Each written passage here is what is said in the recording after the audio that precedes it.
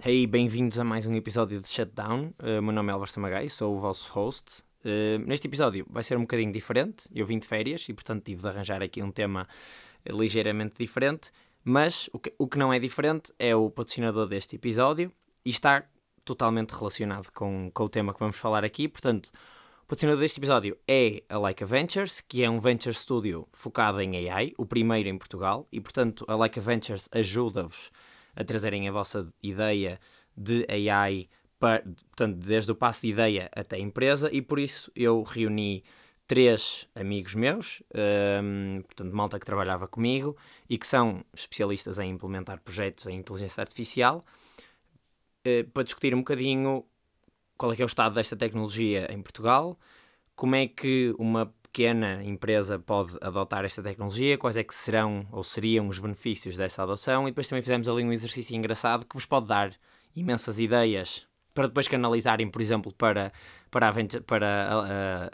a Laika Ventures, sobre como utilizar inteligência artificial numa pequena e média empresa, por exemplo, num restaurante, ou numa firma de advogados, ou numa indústria, e se tem um amigo, se tem um familiar que se revê nesta condição, podem pegar por aí, já têm onde aplicar, podem fazer um piloto com eles.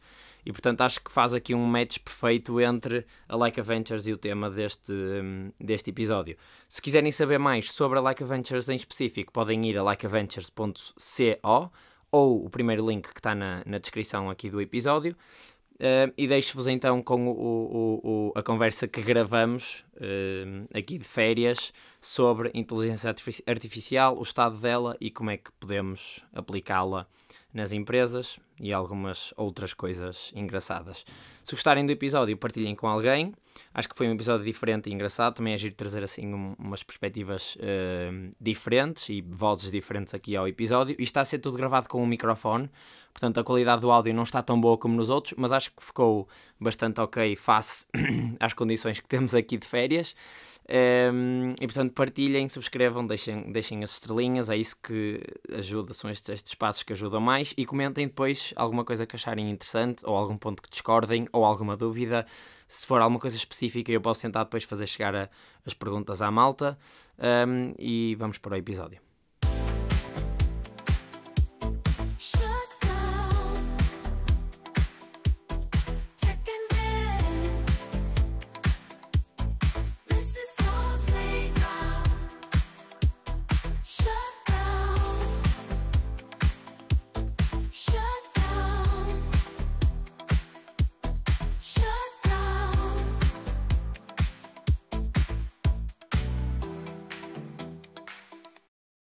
Portanto, este episódio vai ser diferente. Eu vim de férias aqui para os Alpes, aqui uma semaninha de ski, e vim com uns amigos e todos eles trabalham na minha empresa antiga, que era a LTP Labs, e portanto estão por dentro de vários temas, principalmente relacionados com AI e Analytics, que é sobre isso que a empresa é a área principal da atuação da LTP, e vai ser muito sobre isso que vamos falar hoje.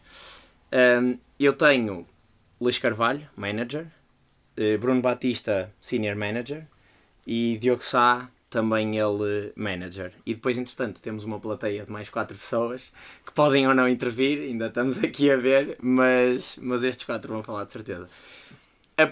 O primeiro tema, lanço isto e depois a seguir seguimos,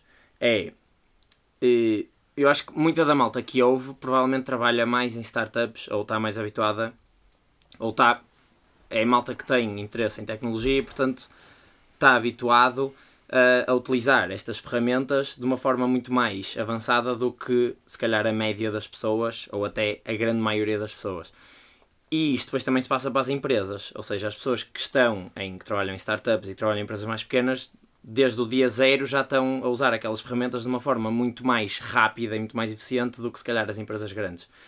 E o tema que eu queria aqui lançar primeiro era que vocês que implementam estas ferramentas nas empresas grandes, portanto naquelas big corporates mesmo, qual é que é a vossa percepção de estas empresas estão a adotar as ferramentas, não estão, de que forma, rapidamente, eficientemente, qual é que é assim a vossa percepção sobre isso? Quem é que quer começar? É igual, nós podemos começar qualquer um de nós, na realidade. fizeste várias perguntas em simultâneo, não é? Sim. Primeiro, se estão a adotar ou não. Eu começava só por dar uma nota que quando nós falamos em AI, há vários tipos de AI e se calhar nem sempre a AI que nós vemos as indústrias e mais do que isso as empresas maiores usarem é necessariamente o AI mais na vanguarda. Ou seja, é normal que nós falemos muito de Gen AI. Há também uma componente muito da AI que é utilizada relativamente com data vision, com esse tipo de processamento de imagens. Não é tanto isso que se acaba por ser o que se procura alavancar mais. É mais do ponto de vista de técnicas de machine learning, de técnicas de preditivas, modelos que já existem há cerca de 15, 20 anos até, e que na realidade acabam por ser aí que mais apoiam a tomada de decisão em si. Portanto, ou seja, quando nós falamos... o que tu estás a dizer, desculpa interromper, o que estás a dizer é, a maior parte das empresas neste momento, se calhar já o primeiro contacto com AI são os algoritmos estatísticos mais clássicos e não LLMs. Sim. Ok. Mas agora, saltando essa parte, e acho que foi um bom à parte, como é que, agora focando nesta Gen AI, nesta vaga nova de modelos, como é que achas que as empresas estão a... Se for nessa... Pronto, então partindo nas duas, se for essa componente mais moderna que lhes vai fazer sentido, Gen AI, ainda é muito, muito prematuro. Okay. Não se vê. Aliás, mesmo nós estamos agora a dar os primeiros passos com alguns clientes, no sentido de começar a disponibilizar a oferta de soluções. Vê-se algumas startups que também começam a oferecer serviços nesse sentido, mas ainda as big corporate em Portugal certamente que não estão ainda a alavancar muito por aí. Naquilo que são os métodos mais clássicos, também não é como se o uso fosse tão abrangente quanto isso. Okay. Nós temos algumas, as do PSI-20 particularmente, podem já ter em muitos seus processos utilizar este tipo de soluções, mas tirando essas, e há uma panóplia grande de empresas que são big, que não são e não estão envolvidas necessariamente nesse bolo mais restrito, ainda têm muito por evoluir e muitas acabam por não estar a utilizar nada necessariamente muito avançado do ponto de vista de inteligência artificial. Sim, deixa-me só aqui acrescentar, porque eu acho que, Álvaro, tu falavas em startups. E o mundo da startup e o mundo da Big Corporate é bastante diferente.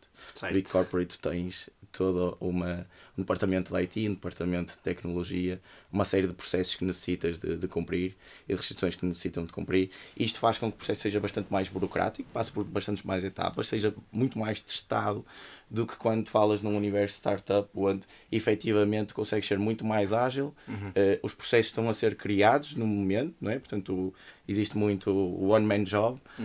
E portanto, quando comparas esses dois universos, eu acho que as grandes empresas estão a tentar implementar este tipo de tecnologias e de processos, porém têm por trás de si uma complexidade burocrática inerente à garantia de qualidade dos seus próprios processos e sistemas, que de outra forma não conseguiriam trazer para cima da mesa se não tivessem esse tipo de cuidado. E por isso torna toda esta parte de implementação e de execução um bocadinho mais lento, e em particular também porque muitas vezes carece de tu ires falar com muitos interlocutores, muitos stakeholders, ou seja, tu não consegues executar um projeto de AI envolvendo só 2 ou 3 pessoas. Muitas vezes tens que ir a departamentos diferentes, tens que envolver diferentes pessoas, olhar para esses processos e burocracias, e isto depois torna todo este processo de state of the art bastante mais lento. Mas achas que é falta de iniciativa das pessoas que trabalham nessas empresas, ou é a própria arquitetura das empresas que não, se calhar não permite a palavra, mas que faz com que as pessoas tenham alguma inércia? E eu acho que está mais na arquitetura do que nas pessoas. Eu reconheço muito valor em pessoas que estão em grandes empresas, em big corporate, e também muito valor em pessoas que estão em startups. E portanto eu não acho que seja o termo pessoal, não acho que seja o termo em questões pessoais, mas sim em questões de dimensão e de escala, que é diferente, e por isso também diferentes timings. Tu falavas aí em 2 temas importantes, que é as pessoas e a arquitetura, e eu acho que quando tu olhas para a Big Corporate tens aí 2 tipos de questões. Acho que é um grande desafio de gestão da mudança e tu garantir que tens os processos alinhados para utilizares este tipo de técnicas, este tipo de modelos no teu dia a dia, e portanto estás a mudar a forma como a empresa trabalha, vários departamentos, como as coisas interligam entre si. Mas isso achas que é, imagina, tu tens uma empresa, queres ter uma empresa pequena, uma empresa grande tem os seus processos. As empresas maiores têm mais dívida processual, é isso? E portanto... no limite tem mais departamentos e mais pessoas envolvidas, não é? Ok. E muitas vezes podes ter equipas que são impactadas pelo processo que estás a montar e podem ainda não ter muita colaboração, tens de estar a trabalhar sobre essa colaboração e, portanto, tens aqui sempre um grande desafio de gestão da mudança e eu diria que é o desafio número 1 de grande parte dos projetos que nós vamos desenvolvendo. O Bruno falava aí de outra questão que também é super importante, que é a arquitetura. E aí acho que vamos vendo duas realidades quando olhamos para este tipo de empresas grandes, que são empresas que estão muito focadas em garantir que, do ponto de vista de dados, têm sistemas robustos para depois alimentar este tipo de modelos, porque certamente vamos falar sobre isso mais à frente, mas a qualidade destes modelos que estamos a implementar depende muito dos dados e temos empresas que estão com uma estratégia de garantir primeiro que vamos trabalhar aqui bem os nossos dados para ter boas bases e boas fundações para depois implementar estes modelos. Okay. E temos outras empresas que vão fazendo os dois ongoing, em simultâneo, que ao mesmo tempo que vão montando este tipo de modelos, vão ali pontualmente estando a trabalhar numa arquitetura mais robusta. E é algo interessante de ver que tens aqui várias realidades diferentes, até no nosso país, em empresas grandes, que depois acaba por ter as suas vantagens e desvantagens na implementação. Eu gostava de acrescentar um ponto face ao que o Luís estava a dizer, até face ao Bruno, neste tema. Eu não acho que seja apenas a dimensão da empresa em si. Eu acho que há uma componente da complexidade dos processos que também tem algo a dizer. Porque uma coisa é quando temos uma startup, que tipicamente são empresas orientadas ao produto, Sim. eventualmente tem algo ao serviço, mas que tem um nível de complexidade até algo baixo. Quando nós falamos em Big Corporate em Portugal, estamos tipicamente a falar ou de retalhistas ou de empresas de fast moving consumer goods, portanto tem uma componente ali de distribuição elevada, ou de indústria.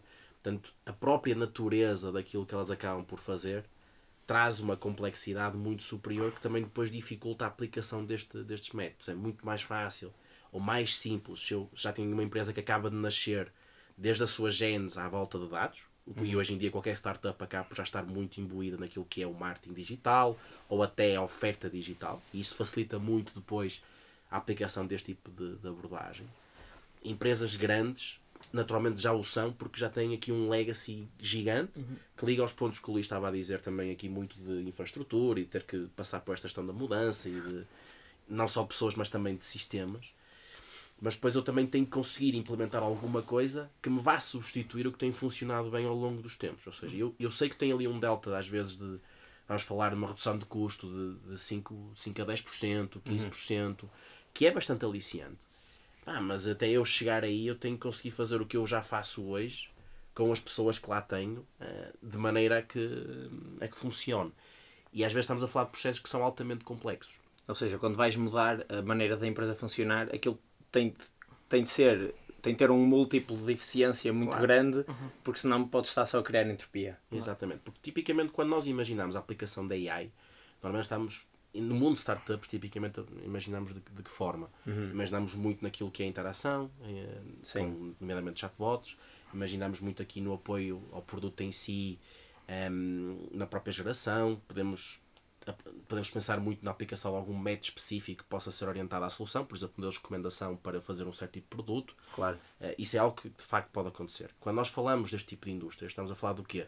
Estamos a falar de eu fazer um modelo que me ajude ao aprovisionamento de uma empresa, ou um modelo que me faça uma otimização de todo um planeamento da produção, ou estou a falar de um modelo que me faça a otimização da matéria-prima. Ou seja, estamos a falar de coisas que são não só mais específicas, como por outro lado também que envolvem processualmente um lado de complexidade um bocadinho maior. Ou pelo menos que envolve muito mais do que apenas aquilo que é toda a empresa. Sim. E aí acho que toca num ponto importante, que é as pessoas perceberem como é que vão conseguir trabalhar com estes modelos lado a lado. Porque muitas vezes fala-se de forma popular que este tipo de modelos vão substituir as pessoas e que vão roubar postos de trabalho no limite.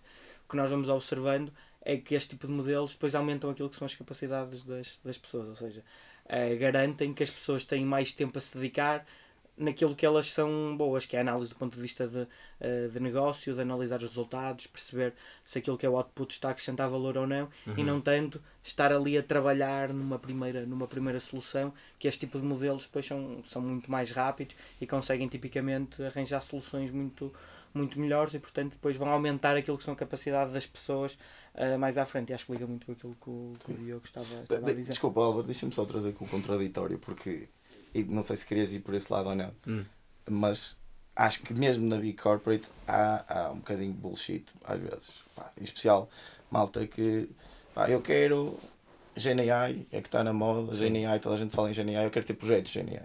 Mas depois nem sequer tem um use case muito bem definido. Ou seja, eu quero utilizar esta tecnologia e eu percebo que esta tecnologia é o standard, vai ser o futuro, e portanto eu quero utilizar. Eu sinto que há muito. Isto é muito por ondas. Se olharmos um bocadinho para trás, nos anos 90 tu tiveste o tema da Toyota com o TMS, nos anos 2000 tu tiveste o Lean, nos anos 2010, nos anos 10 tiveste Data e Analytics a começar a surgir, e agora tens AI. Ou seja, estamos a seguir um percurso, um caminho, da qual eu sinto que ninguém quer perder a banda, ninguém quer perder o barco, nem o comboio. E, portanto, as empresas estão a investir, as próprias pessoas estão a investir, vê-se muito mais cursos de AI, de Advanced Analytics, etc. E as pessoas a terem drive e tração para esses mesmos cursos. No final do dia, querem investir, às vezes não conhecem, e é um conceito um bocadinho abstrato para perceberem como e de que forma. E sinto que, por vezes, pode ser quase, eu sei que isto é moda, e, portanto, eu agora tenho aqui um X budget que eu quero investir, porque se eu não colocar isto a rodar na minha empresa, eu vou ficar para trás.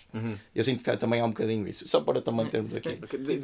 Deixa-me só acrescentar um ponto, que é o Bruno tocou aqui numa parte muito importante, que é a capacitação das pessoas dentro das organizações. Ou seja, as pessoas serem capazes de usar as ferramentas de forma correta. E de perceber o que é que está a acontecer. Ou seja, que é um modelo mas machine perceber learning de uma forma relativamente leiga, ou seja, não tem de perceber a estatística que está por trás daquilo. Não estatística ao detalhe técnico, mas perceber como é que aquele tipo de modelos funciona, para que tipo de dados é que costuma olhar, depois como é que faz ali algum tipo de decision making, para não ser uma black box a 100%, eles perceberem, se mudarem ali um conjunto de inputs, mexerem algumas alavancas, como é que o modelo vai reagir, e essa capacitação, e as pessoas saberem do que é que nós estamos a falar quando falamos de uma LLM, quando falamos de um modelo de otimização, é essencial para depois as pessoas se reverem naquilo que é output. E há um trabalho aí muito importante do ponto de vista organizacional, não só de implementar o modelo, mas também de garantir que fazemos esta capacitação toda junto das pessoas dentro da empresa. Mas relativamente às empresas, vou primeiro começar nas empresas grandes. Estas empresas têm todas, praticamente, e vocês trabalham com muitas delas, iniciativas de GenAI e de LLMs, e estão todas a tentar entrar nesse barco, não é? Quais é que são os principais casos? Eu digo que há claramente interesse, não estão todas, ou a grande maioria, têm elevado interesse, está na pipeline procurar a forma de as utilizar. Não, eu diria que não estão neste momento com soluções todas elas adotadas e em uso. E suponho que a tua pergunta seguinte é, mesmo assim, que é que elas querem, para que é que elas querem usar a GenAI são para... os usos que já existem e o que eles querem implementar? Tudo aquilo que sejam... Seja exemplos concretos. Empresas Big Corporate que tenham uma ligação a cliente final grande, aí a aplicação de GenAI para chatbots vai ser um... Seja Customer Support. Aí podemos pensar, por exemplo, no exemplo do Manós ou dos retalhistas, como é o caso da Sonai e do João Martins, como empresas que isso possa ser interessante. Existe depois uma componente muito forte da gestão de conhecimento, que aí é muito transversal a todas as indústrias. Ou seja, estes modelos são muito bons também para sistematizar a informação. Mas isso mais interno, então? Sim, mais interno. Mas é um uso que também pode ser muito, muito potenciado, por exemplo, para gerir melhor o conhecimento da empresa, redução muito aqui da ambiguidade de conhecimento, assegurar que existe disponibilização do mesmo e uma gestão de conhecimento, que é um problema grande de todas as empresas, com muito maior facilidade, mas isto do ponto de vista interno. Há aqui se calhar não está ainda a acontecer, mas é perspectivado, pelo menos eu acredito, que daqui a 3 a 5 anos GenAI vai substituir um bocadinho aquilo que são os dashboards da atualidade. Mas dizes em conversação? Ou seja, eu quero saber um dado, em vez de ter um dashboard, pergunto. Perguntas e obtens. E achas que isso é eficiente em termos de funcionamento? É que um dashboard eu consigo ver muitas coisas ao mesmo tempo. 3 a 5 anos. Eu disse 3 a 5 anos porque eu quero que aqui um passo a dar, mas sem dúvida, que é, eu vou dar um exemplo concreto. Eu tenho uma equipa de planeamento da produção. Teres um dashboard é complicado, porquê? Porque tu tens muita nuance e muito pequeno detalhe. E eu vez que eu sou planeador, eu quero saber como é que a minha linha 2 vai estar na próxima semana a produzir o quê. Uma coisa é teres um dashboard que tem que ter 50 mil filtros e permitir-te lá chegar, outra coisa é tu chegares ao tipo e dizer, olha, ou até o próprio administrador, como é que está a minha ocupação da minha linha para este bocado, ou como é que está a minha fábrica inteira. Portanto, acho que isso também é um use case em que vai ser, ou seja, que vai acontecer. Primeiro, muito mais para os internos e depois se calhar não vai substituir o dashboard, porque o dashboard como ferramenta visual tem muita força, mas mais como a maneira de consultares o próprio dashboard e portanto em vez de estares a carregar em filtros e etc, perguntas a pergunta que queres saber, que se calhar tinhas de relacionar três gráficos. Eu até acho que é bem capaz de vir a substituir daqui a curto prazo. 100%, eu acho que há uma parte visual de gráficos que é muito... não a 100%, mas uma parte significativa. Okay. Eu só tinha mais um use case, então, que é para não ser só interno, e é na mesma interno, mas que é extremamente relevante, que é, existe uma componente que as empresas estão muito familiarizadas, de RPAs, que são sistemas de automação, que ajudam muito a sistematizar certo tipo de processos. Ou seja, e isto vem dar um salto grande. E é uma coisa que nós temos até vendido ou começado a vender com algum sucesso. Por exemplo, a confirmação de e-mails. Do género, estás numa indústria em que tens que confirmar encomendas, ou tens que confirmar bookings, ou tens que confirmar alguma coisa. Aos dias de hoje, um exemplo, por exemplo, uma empresa que te faz pedidos de compra a clientes, ou a fornecedores, e depois eles enviam um e-mail com confirmação. O que é que tu aos dias de hoje tens de ter uma pessoa que tem que só fazer isso, que tem que ler os e-mails todos, tem que os interpretar, tem que clicar confirmar, tem que meter no sistema. GenAI tem o potencial de automaticamente ler o e-mail, interpretá-lo, logo na hora dizer-te se confirma, se não confirma, quais são os detalhes todos, o que é que está em falta, o que é que não está, e enviar-te para o sistema na hora. Portanto, tudo isso também vai acelerar imenso muitos processos, vai automatizar brutalmente. Portanto, tudo isto é cascata, vai começar a acumular e vais ter, do ponto de vista de eficiência, acho que é onde vais ter mais benefício do já GenAI do que necessariamente do ponto de vista de crescimento e de geração de valor direto. Para o resto, há outro tipo de técnicas que não vão ser substituídas. Porque tu falaste em RPAs, no fundo são agentes, não é? Que é o que a volta está a falar agora. Claro. É o nome antigo dos agentes. O nome antigo que é o que vai substituir, exatamente. Exato. E ok, então, empresas grandes, já vimos mais ou menos qual é que era o panorama. Empresas mais pequenas, tipo PMEs, que são grande parte das empresas portuguesas, da vossa experiência, e se calhar não sei se têm tanta experiência com isso, mas da vossa experiência, elas também querem, mas estão a conseguir implementar e utilizar bem a tecnologia, e depois disso, como é que uma empresa pequena consegue, portanto, uma empresa que não nasce AI native, consegue começar a implementar estas coisas? Dura pergunta. Mas tentando falar aqui nas diferentes partes. Eu gosto muito de dividir o tema do GenAI em três. Há o apoio à pessoa, o apoio à equipa e o apoio à organização. Se tu olhas para a pessoa, a analogia para mim é muito direta, que é o estagiário que tu tens disponível. O estagiário não no sentido pejorativo, mas o estagiário no fundo é aquela pessoa que faz aquela tarefa que tu sabes que é mais direta, mas que depois no final tu vais ter que validar e vais ter que consultar. O Diogo falou agora de escrita de e-mails, confirmações de e-mails, portanto é toda uma panóplia de situações, inclusive a própria resumo de conteúdo, o ChatGPT da vida, Deep Dash, são extremamente bons a resumir conteúdo, portanto... Ou seja, tarefas que não exigem depois uma tomada de decisão. Tarefas que não exigem Exatamente. Depois podes fazer um step up da game e ires à equipa. E eu acho que aqui na equipa começa a enquadrar um pouco aquilo que também o Diogo falava dos dashboards da vida, e eu também estou aqui muito alinhado com o Diogo. A GenAI vai matar a analítica descritiva por completo. Por muito que um dashboard seja uma coisa interessante, no limite vai-se resumir a uma página, porque depois tudo que eu quero saber para além dessa página eu vou, por contexto, sim, um dashboard no fundo permite que tu chegues a respostas para questões que tens, portanto, se as que tiveres, podes colocá-las diretamente. Colocas lá diretamente e tens depois a tua versão resumida. E já existe, mesmo em grandes soluções, Microsoft, por exemplo, já estamos a ver isso, já começamos a ver isso de uma forma que eu diria que está-se a tornar bastante próxima da construção de um dashboard super completo. E depois temos a dinâmica da empresa em si. E eu acho que aqui, para não fugir à tua pergunta das PMEs, ou seja, eu acho que do lado do indivíduo, isto extravasa quase o contexto profissional, porque mesmo a título pessoal já há muita gente que quase que deixou de usar Google e passou a utilizar este tipo de algoritmos para fazer as suas pesquisas naturais. Portanto, aí é quase for free. Depois, quando vamos para a lado da equipa, já carece aqui de alguma interação e de alguma maturidade, mas eu acho que efetivamente vai ser na organização onde as coisas se vão partir. E vai haver quem consiga e quem não consiga.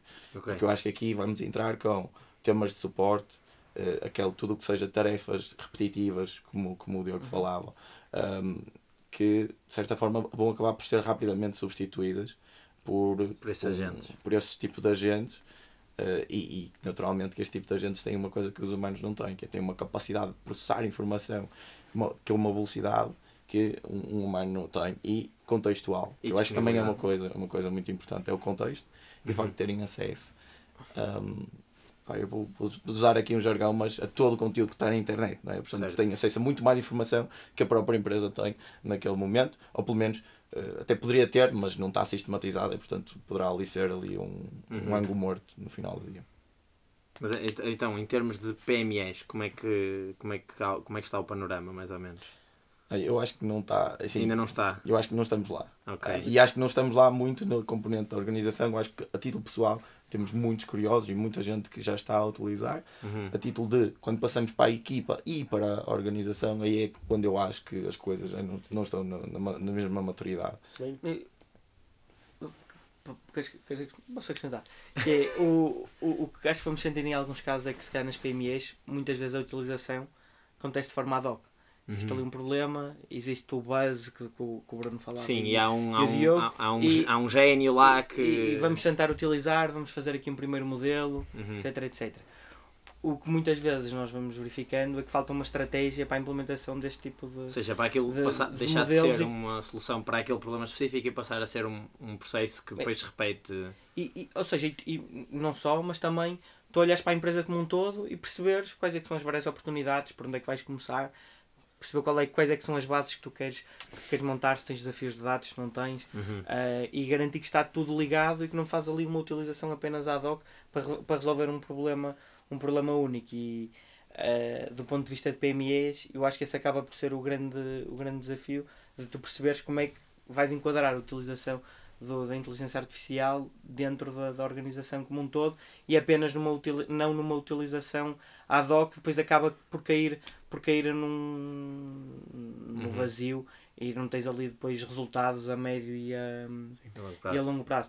Só acrescentar um ponto, e voltando aqui atrás, que eu achei bastante engraçado, que quer o Diogo, quer o Bruno tocaram quando falavam no tema dos dashboards, que na verdade o que isto vai permitir que nós tenhamos, e agora também estavas a pegar nesse ponto, que é uma utilização muito mais self-service dos dados nas empresas. Antes tinhas lá, como tu dizes, o especialista, tinhas uma equipa, fazias-lhes um pedido, eles montavam ali um report, trabalhavam os dados, estava tudo ok. Sim. Aqui vamos ter toda a gente muito mais facilmente, não a trabalhar os dados, mas a consultar aquilo que nós podemos obter a partir dos dados, e acho que era muito isso que o Diogo queria dizer, e também o Bruno, quando dizíamos que íamos matar os dashboards, garantir que as pessoas veem as suas necessidades respondidas de uma forma muito mais rápida. Sim. Aí eu concordo nos 3 a 5 anos, porque pelo menos ainda não vejo, ainda falta um bocadinho. Eu só queria acrescentar, também para tentar ir direto ao ponto de o que é que muda na PME face às restantes, que eu acho que vai ligar muito, por exemplo, ao que o Luís estava agora a mencionar aqui, que é este tema de não saber o que é que eu quero, o que é que eu devo fazer, onde é que está a value pool, digamos assim, de aplicar estas coisas, que é um bocadinho este conceito até da jornada, de fazer o que é que eu tenho que aplicar. Acho que se liga aqui tipicamente a um problema maior que PMEs, da experiência que vou tendo, acabam por ter, que é, tem uma estruturação e uma organização daquilo que é informação muito inferior àquilo que são empresas de maior dimensão. Ok. Um pouco porque não têm a necessidade. Certo. Ou seja, isso surge um bocadinho daí. Portanto, quando até agora, e excluindo GenAI, se procurava falar com estas empresas, ou elas próprias procuravam implementar qualquer tipo de solução, o que acabavam por notar é que os seus processos, maioritariamente tinham exceções que não estavam ou no sistema, ou bem mapeadas, ou com a informação, com a qualidade que estes modelos exigiam. E portanto tinhas tu agora até um tiveste gestor da produção que era o rei. Estou a dizer gestor da produção porque estou a assumir. Sim, Estou a sim, falar sim. mais nesse caso, que era o rei, que era a pessoa que dominava tudo, sabia as exceções todas e estava exatamente. tudo na cabeça dele, não é? Eu acho que até ligando com o que o Diogo estava a dizer, tens agora um belo exemplo, que não é de uma PME até uma grande empresa, mas que toca neste desafio dos dados e dos temas, que foi agora quando a Swordell tentou utilizar um conjunto de modelos Para o INEM. para ajudar o INEM, não conseguimos. E porquê? Porque havia ali grandes desafios do ponto de vista de dados, Sim, que não conseguia dar uma base boa para responder a este tipo de modelos. E é isso que nós acabamos por ver muitas vezes depois em algumas PMEs, que tu não tens dados em alguns casos que te consigam responder a este tipo de modelos. Ainda assim acho que a transição está a ser feita, mas concordo a 100% com o que o Diogo estava a dizer. E pegando nesse ponto, que acho que deste um excelente exemplo, porque eu também tenho até nós que trabalhamos tipicamente com empresas que têm uma maturidade maior, de muitas vezes iniciarmos projetos em que os primeiros meses, até às vezes um pouco contra a nossa vontade, acabam por ser só na sistematização e ajudar a dar um bocadinho esse passo que muitas vezes não está a dar, porque não é direto, ou seja, é necessário perceber um bocadinho como é que a informação deve estar e o que é que se procura depois vir a fazer com ela. E pegando o que estava no teu exemplo em concreto, Álvaro, que é sim, é aquela pessoa que domina o processo há 30 anos e que tem aquilo na cabeça e que sabe, pá, que às vezes o sapato, pá, primeiro tem um corte X e um corte Y, agora obrigado, o modelo precisa saber isso se quiseres fazer o que é que seja com aquilo. Sim, aquilo não está em base de dados nenhuma. Quando nós falamos de pequenas e médias empresas, tipicamente temos que tentar perceber que empresas são estas, não é? Tipicamente são empresas que são muito do setor industrial, por um lado, a realidade é essa, uma boa fatia delas. Alguns serviços mais pequenos, e serviços mais pequenos também que acabam por ter, vou dar um exemplo, tem um bocadinho de marketing digital, mas depois aquilo não liga bem. Okay. Ou seja, o Google diz que faz umas vendas, mas não é 100%, é uma parte, e depois tens que pegar naquilo e ligar as vendas de Google com aquilo, por exemplo, que são os teus registros nas clínicas, e isso nem sempre liga a 100%. Portanto, é esse tipo de desafios que existem. Agora, o que é que eu acho que vem mudar? GenAI não tem as mesmas necessidades de estruturação que tem este tipo de modelos. Ok. E esse é um ponto fulcral. Ou seja, só para trocar por miúdos, tu nos modelos mais tradicionais tinhas teus dados em tabelas, organizadinhos. Exatamente. Enquanto que um LLM come, entre aspas, os dados mais de qualquer forma, digamos assim. Tu só precisas, por exemplo, ter um subset dos tais, pegando outra vez no exemplo dos e-mails. Tens de ter um subset, um pedaço, um conjunto de e-mails que tu possas dar ao tal agente e trabalhas o agente para ler a informação como ela está. Exato. E isso é uma mudança de paradigma muito significativa face ao que era antes. Portanto, nós podemos perspectivar que empresas que até agora eram inacessíveis e que dificilmente conseguirias ajudar, eu terias que investir muito tempo para conseguir dar o salto, agora esse caminho vai ser altamente facilitado para começarem a utilizar pelo menos parte destes modelos de GenAI. Que outros tipos de AI não seriam bem mais difíceis. Tem aqui um exercício engraçado, que é, se vocês fossem donos de uma PME, e portanto vocês são pessoas que estão acima da média, acho eu, em termos de utilização de ferramentas de AI, estou a acreditar na vossa capacidade. E portanto, vocês eram donos de uma PME e eu vou dar 3 indústrias e pá, cada um escolhe uma, e como é que vocês pegavam, ou quais é que eram qual é que seria a vossa abordagem para começar a implementar estes algoritmos e estes modelos de uma forma útil e não só pelo hype nas vossas empresas. E portanto, vamos pensar em restauração, em indústria, pode ser por exemplo uma indústria têxtil, e numa assim, uma coisa mais de serviços, tipo uma firma de advogados.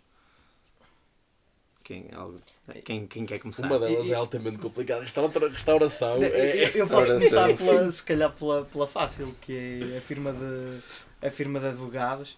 Acho que já têm surgido aí imensos exemplos, como tocavas nos temas de GenAI, que acho que já todos vimos, ou pelo menos nos assustámos com aqueles calhamaços de código penal. Sim, etc, etc.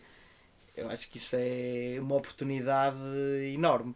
quando pensamos que temos de ter um advogado que sabe aquelas 1000 e tal páginas de cor, é impossível. Acho que aí é um exemplo claro de como o GNI pode alavancar a tomada de decisão e o acesso, neste caso, à informação, e depois analisar, pegando aqui num caso concreto, tens um caso em tribunal, uma disputa qualquer, e muito facilmente consegues utilizar aqui o agente para perceber como é que tu devias aplicar aqui o Código Penal de uma forma muito mais rápida, e se calhar aqui aquele advogado mais trainee numa fase inicial, não sendo um especialista da área, se calhar vai substituir muito esse trabalho inicial e alavancar aquele trabalho ali de partir pedra e perceber quais é que eram os artigos importantes. Acho que é um excelente exemplo de nós percebermos como é que a estruturação da informação é muito mais rápida com este tipo de modelos. Para a advocacia, o que tu tentavas implementar, se calhar era um agente que te desse, assim, de uma maneira muito mais fácil, acesso à informação, nomeadamente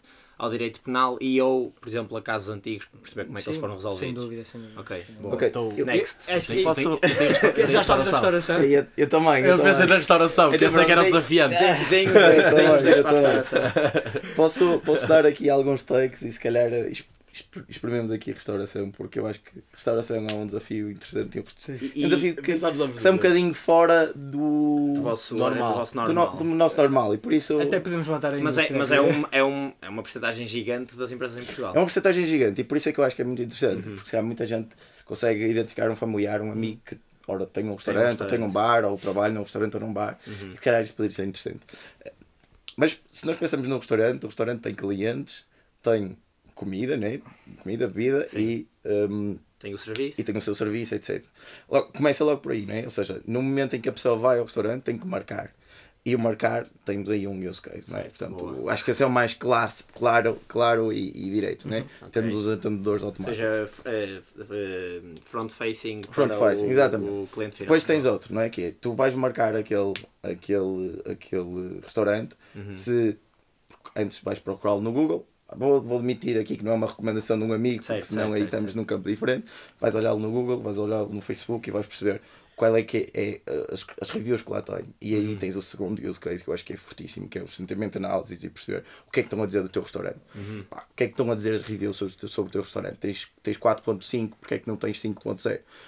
E porque é que tens uma review de 1, de 2? E portanto, fazes aqui um walkthrough na internet. Mas não é só isso. Pegares nas reviews, ver onde é que tens a oportunidade até de melhoria no limite, qual é que é o prato que está a ser mais criticado. Exatamente. Mas não é bem que pegaste no prato, porque tu vais ao restaurante comer pratos. Certo. Portanto tens o teu menu. Sim. E o teu menu é uma coisa muito importante, tu vês como é que o teu menu casa com o menu da concorrência. Okay. Porquê? Porque se tu só tiveres carne de frango, falta-te vaca e os teus concorrentes até têm um mix mais alargado, se calhar tu não tens marisco, que eles têm marisco, ou algo do género. Isto é muito importante, porque consegues fazer uma análise da concorrência, dos menus da concorrência, e utilizando este tipo de modelos, ir buscar os gaps, ir buscar ali os pontos de fuga, que eu acho que é importante. E não é só o menu e o pricing do teu menu. Já para não falar das promoções que tu podes lançar, em algumas aplicações bastante interessantes, em que tu dás um bocadinho mais cheirinho no desconto, ou só dás desconto só nos pratos principais, quanto é que deves dar desse desconto, o teu pricing está ajustado ou não está ajustado para aquilo que é o conceito do teu restaurante e os conceitos de outros. E por fim, depois entras no restaurante. Eu acho que aqui, entrar no restaurante, começamos aqui numa dinâmica, e já não sei se esgotei aqui todos os pontos, Diogo, que tinhas, mas há um último que eu acho que é muito interessante. Que é muito interessante. Que é muito interessante, que é as receitas. Eu sei que aqui... Caramba, meu, o gajo foi buscar o último que eu não tinha tocado aí. Não, eu acho que este aqui é o mais farfetch, mas acho que é eu uso, a título pessoal, para cozinhar. Olha, tenho estes ingredientes em casa, o que é que eu posso fazer com isto? Okay. Quero uma coisa de meia hora, só tenho meia hora para cozinhar, só tenho 10 minutos. E ele dá-me uma sugestão. E portanto, aqui no lado do restaurante eu admito que o chefe quer ter o seu toque, quer ter o seu ponto, não é? Mas ao mesmo tempo isto pode suscitar aqui algumas ideias para um menu do dia. Para um menu do dia. Mas quem diz isso? Podes ir a vinhos, podes ir a muitas outras coisas que também possam ser interessantes. Eu acho que o Bruno fez um excelente trabalho. Ir buscar para já tinhas dito ao Bruno. Foi combinado. Se bem que Aqui acho que o desafio da parte da restauração, e eu não vou alongar muito porque acho que o Bruno de facto mencionou muito bem, é só perceberes o que é que são use que acrescentam valor, faça o que é que não acrescenta. Sim. E era um bocadinho o que eu estava a pensar. Eu acho que esta questão da receita é interessante porque tem uma perspectiva de tu trazeres uma dinâmica ao restaurante diferente do comum, que é que tens uma agenda, uma alimenta que vai mudando. Eu já tinha pensado dar o passo à frente, que é, já te recomendava a seguir qual é a lista de compras que tu terias que fazer. Portanto, ter aqui já o pipeline completo, todo ligado. Depois fazer a própria da encomenda. Fazer a própria encomenda. Com um agente, sim, em vez de ir à macro a comprar. Exato, não vai lá ele. Acho aqui também, eu não sinto que culturalmente isto vai acontecer, mas a possibilidade de tu vis a ter um chatbot com ponto de contacto com o cliente, em que mas tu, dentro do restaurante? Dentro do restaurante, até para me dizer um bocadinho o client sentiment, a maneira como tens hoje em dia em mente poderia ser um bocadinho diferente, em que se calhar era em conversação que lá chegavas, mas eu não sinto que isso seja um caminho... dinâmica. Eu não sinto que seja... Não, traz aquela experiência de, se calhar, de restaurante-chefe, em que o empregado chega e explica o prato, mas sem a necessidade desse aparato todo e de uma forma muito mais barata. Se bem que lá está, eu acho que isso é o ponto contra. Eu acho que isso faz parte da experiência e eu pessoalmente não sinto que culturalmente estamos lá e há uma componente de ligação com a pessoa que é relevante. O use case clássico que faz sentido de marcar reservas é um deles e o outro também é a questão do pricing. Acho que esse é um tema que muitos dos restaurantes acabam por tomar decisões um bocadinho ad hoc.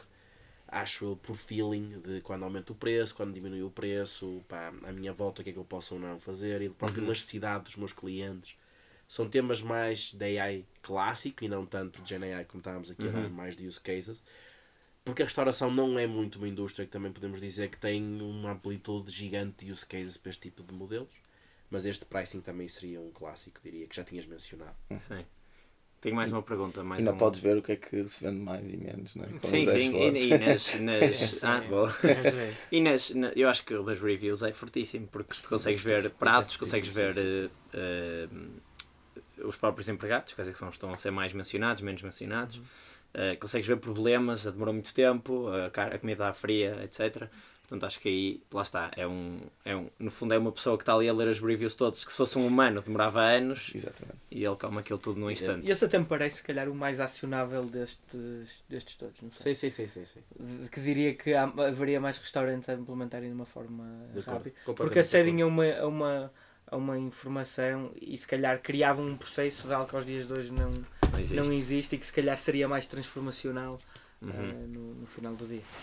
Tenho mais uma pergunta para todos, que é: como é que vocês usam estas ferramentas, portanto, Gen AI, seja chatbots ou outras do género, no vosso dia-a-dia, portanto, uso pessoal, tu falaste em receitas, mais use cases desses, e depois em uso profissional?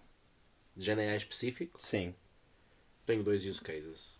Se é que usam. ChatGPT, óbvio. Hoje em dia. Sim, ok. Eu não estou a perguntar a ferramenta, estou a dizer como é que usas o ChatGPT. Assim, se eu agora ainda fizesse código, usaria tremendamente para ajudar na programação.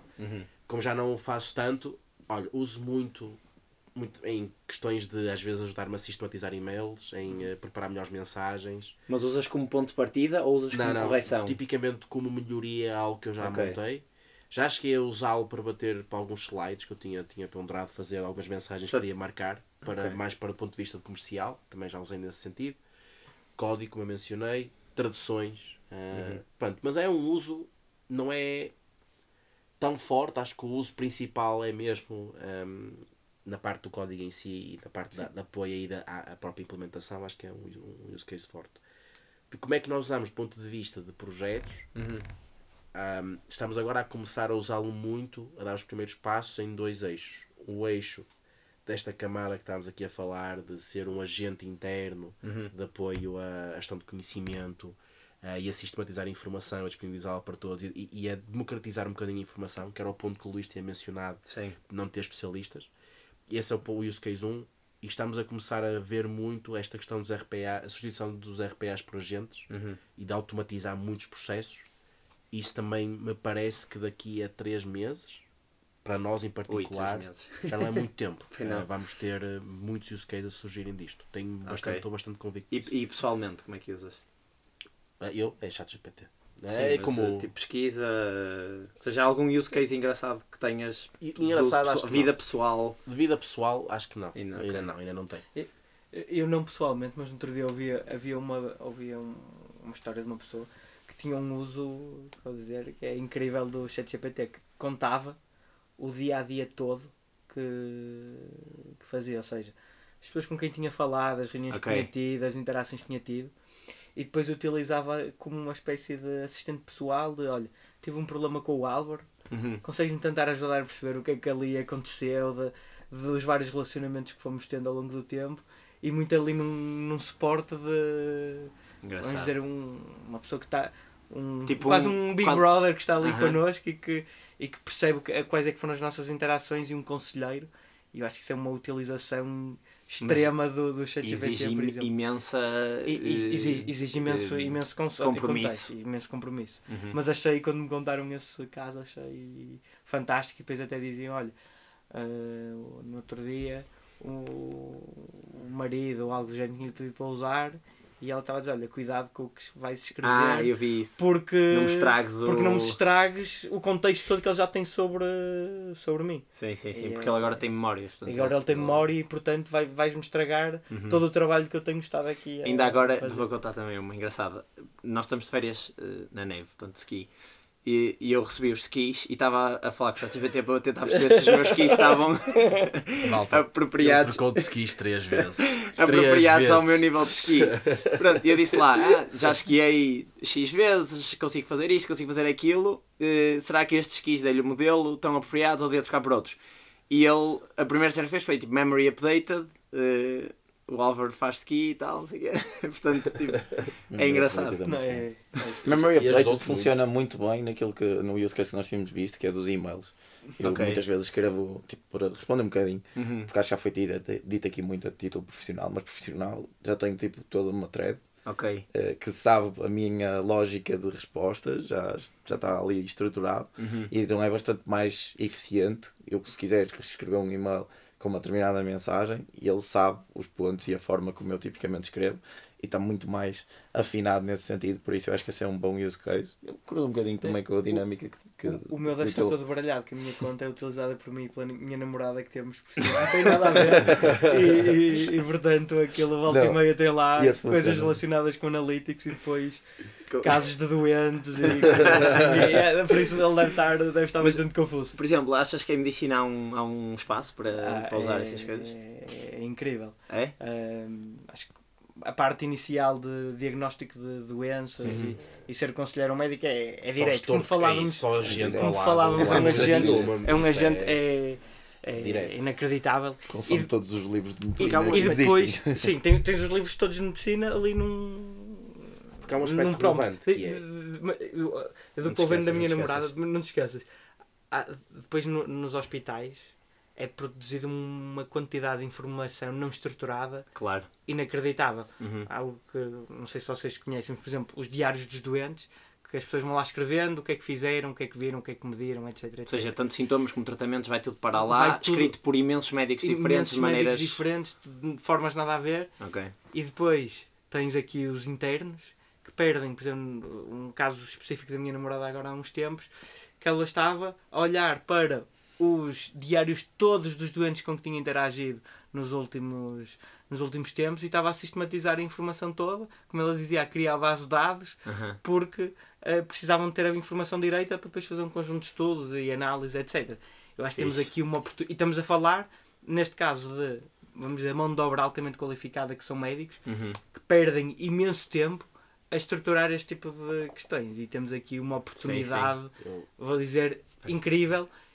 E quando falávamos das PMEs e dos desafios, acho que aqui no nosso Sistema Nacional de Saúde se calhar é um monstro enorme para começarmos a fazer este tipo de alterações, mas temos aqui uma oportunidade que, quando começarmos, temos aqui poupanças de inacreditáveis. Há um ângulo engraçado que é, também se fala muito sobre os modelos que acabam por ajudar eles próprios a descobrir fármacos novos ou tratamentos novos, mas só esse passo de estruturar a quantidade de informação que existe no mundo todo, já só isso já vai ajudar imenso a ciência, porque temos uma base de dados muito mais... Porque nós em medicina até podemos querer ser um bocadinho, vamos dizer, mais cautelosos. Não queremos ter um agente A tomar decisões. a tomar decisões e a prescrever automaticamente qual é que é o medicamento ideal, porque somos um bocadinho mais conservadores e achamos que há ali muito risco. Mas a parte de estruturação de informação é risco zero. Certo. E estamos a poupar imenso trabalho e estamos a estruturar informação que depois é imensamente valiosa. E acho Sim, que e é trabalho repetitivo, entre aspas, mas que tem de ser feito por uma pessoa que conheça, porque não podes pôr qualquer pessoa a ler diários médicos. Não é? é isso. O que é que tu ias dizer? Só ia dizer que tu podes colocar os agentes só a não terem que ler toda a informação da internet, porque isso poderia ser um problema na questão da medicina, mas podes, de facto, dar-lhes fonte de informação estudada, bem creditada, que possa ser usada como base para qualquer tipo de diagnóstico e que serva como um pêndulo de apoio e de apoio à tomada de decisão em si, como o Luís estava a sugerir. Era esse o meu comentário principal. O meu segundo é que eu acho que temos que ir fazer uma visita ao hospital. Porque isso... isso é direito. Pegando aquilo, tu tens... Aí, malta, depois defenderem o projeto. Não, tu tens um exemplo. Aqui para o podcast. Tens mais um exemplo. Os médicos fazem, acho que todos conhecemos médicos, fazem urgência. A urgência é, por exemplo, das 8 às 8. Só que eles não saem às 8, saem às 8h30 porque perdem meia hora a fazer a passagem de pasta. O que é? Sim, meia hora. E eu a dizer-te, estive com estes doentes, ali no doente A passa-se aquilo e aquele outro, no outro passa-se aquele outro. Ou seja, podemos perceber todos o risco que isto tem. No limite vamos buscar aqui o jogo do telefone estragado. E normalmente são pessoas que não dormiram. Sim, pessoas que não dormiram, que estão com vontade de ir para casa. Só estruturar a informação, temos aqui um mundo enorme à nossa frente. Há uma cena que agora estavas a falar e que me surgiu, porque eu uso bastante a imagem do ChatGPT e a fala. Ou seja, tira Tiro fotografias. fotografias e pergunto o que é, ou tenho interesse nesta camisola, nesta t-shirt, ou o que é este monumento, coisas desse género. E uma das coisas que era pedir assim, muito interessante, que eu acho que acreditava muito na sociedade portuguesa, era o ChatGPT ser capaz de descodificar a letra de médico. É sempre é um preconceito que eu acho que estás a pedir demasiado. eu acho que se calhar estou a pedir demasiado, mas era espetacular. Eu acho que não, porque eu também uso isso, por acaso o GNI também para isso, eu tiro notas e depois peço para converter texto para mas para tu não és médico, pá. Epá, mas a letra não é fantástica. Mas não és médico, não és médico. Não me acredito nisso. Médico, quando isso acontecer, a população toda vai se acreditar nisto. Não tenho certeza, sei lá. Eu de imagem, por acaso, há uns tempos usei uma interessante que foi nas férias, em um museu qualquer. Usei o ChatGPT para tirar foto ao quadro e pedi para me explicar o que é que acontecia lá, etc. Poupei poupei ali um guia, por isso é uma utilização também engraçada. E liga bem com o tema da imagem. Uma última pergunta, até para acabar, que já estamos aqui nos meia hora, 40 minutos. Muito rápido, assim, uma ou duas dicas para a malta que usa tanto pessoalmente como profissionalmente, como é que pode tirar mais proveito destas ferramentas, especificamente de GenAI? E pode ser o ChatGPT ou outra que vocês... Eu posso dar aqui uma inicial, que é não diretamente a utilização, mas de garantir que no final do dia, o Diogo pegava no caso do código, que era o exemplo que eu ia dar, que é, faz o código, mas eu perceber de alguma forma o que é que são ali as bases e não sermos completamente takers do que o modelo nos dá e nós ajudarmos para também ser de alguma forma a construir aqui o nosso conhecimento. Ou seja, a partir do momento em que é o nosso assistente pessoal, que também sirva para a nossa criação de conhecimento e que nós estejamos ali só a produzir um conjunto neste caso de código, que depois não percebemos muito o que é que está ali a acontecer. Certo. Eu acho que isso para mim é core, garantir que aquilo que nós utilizamos, que nos revemos no final do dia. Sim. Tem que ser apoio à decisão e tem que ser apoio à ação e não substituir a ação como um todo. Acho que é a mensagem que o Luís está a passar e que eu concordo a 100%. Mas alguma tipo específica, Ou melhor, concreta? Tipo primeiro usar. É isso. E quem é descrente, Testar. Alterarem um bocadinho o conceito do Google e do Googlar, né? Que muita gente, qualquer tipo de questão que tenha, vai ao Google e pesquisa. Usar o ChatGPT e no limite até pedir os links do qual ele se baseou para dar aquela resposta, porque eu acho que é uma dinâmica que é interessante, ou seja, não é só eu vou confiar, mas eu vou confiar e eu vou querer o link que me diz a fonte principal para essa Sim. tua resposta. Isto aqui acaba por se tornar o deal breaker, né? Porque eu posso, em vez de usar o Google, estou a usar o ChatGPT e rapidamente posso clicar lá naquele link que me vai mandar para a página principal que ele se baseou para dar essa resposta. Link ou links. Tá. E depois é trabalhar um bocadinho no prompt. Pá. Apesar de tudo, o prompt é algo que é... Mas é algo tipo, de uma forma científica ou dar-lhe mais contexto? Trabalhar o prompt tem que sentido? Maioritariamente no contexto. Porque, por vezes, aquelas perguntas tal qual Do são nada, faladas, do nada, o ChatGPT não tem o contexto. E se calhar pode ajudar para... Eu agora também não tenho a certeza se depois cruza com a audiência de que estamos aqui a trabalhar, mas, na verdade, se eu for falar com um amigo e fizer esta pergunta do nada, o que é que ele vai responder? E às vezes nós achamos que o ChatGPT está quase na nossa cabeça, não é? Eu vou ali colocar uma pergunta sem contexto nenhum, em que pode ter múltiplas interpretações e ele próprio pode tomar essas múltiplas interpretações. E, portanto, tentar aqui pensar um bocadinho nesta dinâmica do prompt engineering como se eu fosse explicar a uma pessoa que tem zero contexto sobre aquilo, exceto se vocês estiverem treinados. Mas isso aí eu não sei se envolve. O que é que isso significa? Trata, no fundo, terem já a tal memory updated, ou seja, já terem um conjunto de histórico daquela tarefa. Portanto, eu dei o meu exemplo do e-mail, não é? Que sempre que eu quero escrever um e-mail já tenho uma thread toda montada. Onde Mas guardas as mensagens, ou seja, tu dizes, eu sou o Bruno, trabalho nesta empresa, faço isto, ajuda-me a fazer esta tarefa. E sempre que mandas um e-mail novo... Eu abro essa thread, ou seja, eu abro essa conversa com o ChatGPT. Mas podias fazer já tem isto, todo histórico. Certo, podia fazer isto do zero, mas como eu já tenho isso montado, eu vou lá, se é um e-mail, vou àquela thread que já tem não sei quantas mensagens, mas se calhar centenas de mensagens que eu vou trocando com ele. Sim, mas ele já percebe que a tarefa mas ele já é sabe, aquela... ele já tem o algoritmo afinado para a forma como eu escrevo. Sim. E por isso eu tenho que dar muito menos contexto, porque já tenho uma thread com todo esse contexto. E portanto esse é o... O contexto também tem uma coisa fixe, e se calhar fica a minha tipo, mas é um contexto profissional, ok? Porque se eu fosse mandar um e-mail pessoal, já era com outro, se calhar essa thread já não era fixe. Sim.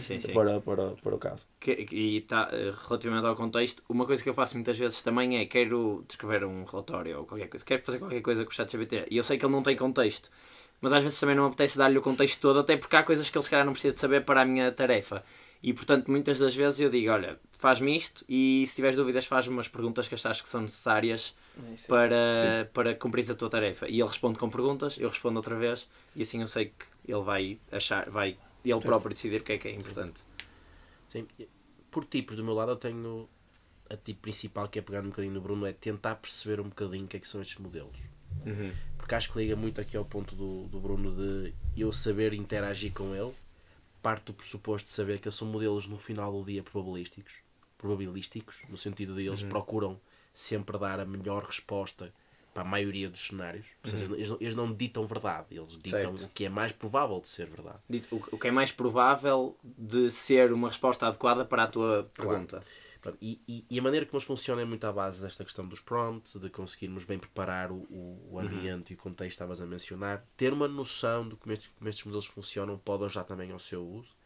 E depois eu queria extravasar um bocadinho, que é, apesar de não ser muito para uso pessoal, qualquer pessoa pode fazer um pequeno ligeiro, um modelo de um chat GPT específico. Portanto, quando nós estávamos a falar há um bocadinho de ter um agente, é uma coisa que também pode ser importante de explorar. Se houver um tipo de tarefa que a pessoa pudesse beneficiar de ter um agente que interpretasse, em vez de ser ela própria a fazer, automatizar, digamos assim, a tarefa, também pode ser algo interessante de explorar. Ok, pronto, acho que ficamos por aqui, malta. Obrigado, Luís, Bruno. Obrigado. Muito obrigado. Diogo. Acho que foi um episódio diferente, fixe.